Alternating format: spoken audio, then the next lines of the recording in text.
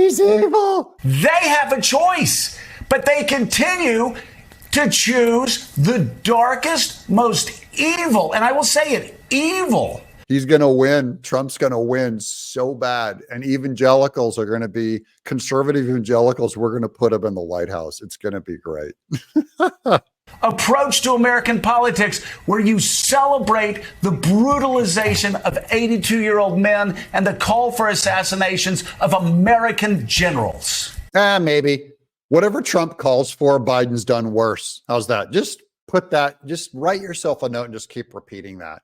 Whatever you accuse Trump of, Biden's done worse. We'll go with that. And you don't care. That's the other thing. You don't care.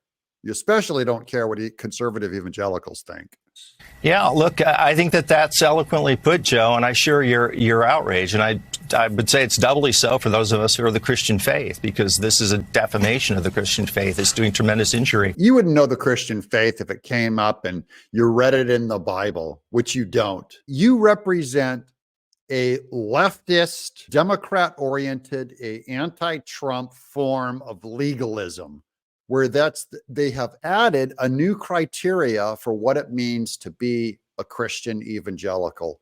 And by the way, I have friends that vote for Biden, and I don't ever imply that they have lost their salvation like these people do. Screw you, people. Read the Bible. But this has happened historically. I mean, if you look through the 20th century, you see the German National Church with Nazism. You see the Dutch Reformed Church with apartheid. You saw what happened in Rwanda. 90% of the country is Christian. Now this piece of liar is saying that the church has went along with Hitler.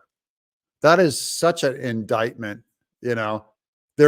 Hitler was a national socialist, exactly like Joe Biden. How's that? So if we're going to throw the Hitler name around, which this guy, to say that of the Bride of Christ is stupid. Biden is the national socialist. Unfortunately, there is a long history of this dehumanization, these passions consuming people, including people of faith. And that's why I think there has to be such a pushback from others to try and, in a sense, shake them and to say, do you know what you're doing? Do you know what you're a part of? He wants me to push back on fellow evangelicals that support Trump. And I want to push back on his pushback and tell the ones that are supporting Trump to say, I want to tell you that as a Christian, you can, in good faith, vote for Trump.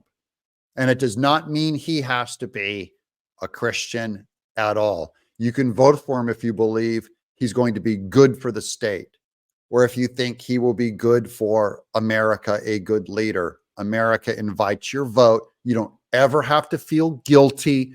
You can keep it to yourself, but you don't ever have to answer to these people, because one thing I know about them is they're lying. That you've jettisoned almost everything that you claim to most cherish in your life to make inner peace with this man who's a sociopath, an unfiltered sociopath. And I just got to say, in defense of Trump, you know, these guys on MSNBC, especially Joe Scarborough, they are the unfiltered sociopaths. This guy who claims to be a Christian, he has a disconnect in his mind that he thinks that someone like Trump is a sociopath. It's actually sociopathic to have this kind of hatred against Trump or Biden, for which I just kind of shrug. This guy's gone completely nuts.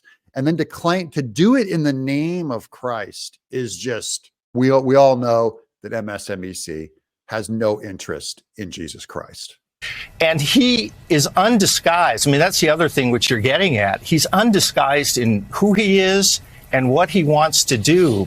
We know exactly who he is. We're all aware of Trump's sins because the media does not cover for him the way that they cover for Biden. So all of you guys' sins will be covered for.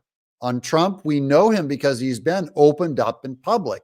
And we can go in and vote for him with both eyes wide open. I know exactly who he is and what he's doing. And that not only pushes him away, but it brings him toward him. And it's just a sickening episode in the history of American politics and the history of American Christianity.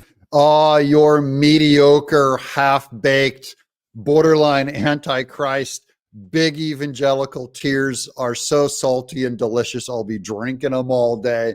I can't wait to check in on these guys right after 2024's election when Joe Biden gets voted out. They're going to be shrieking.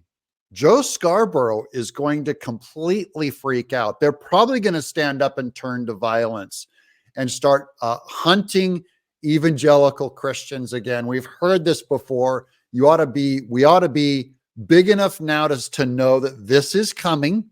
They're going to use this partially against us. The liberals always do. You white evangelicals have something to apologize for.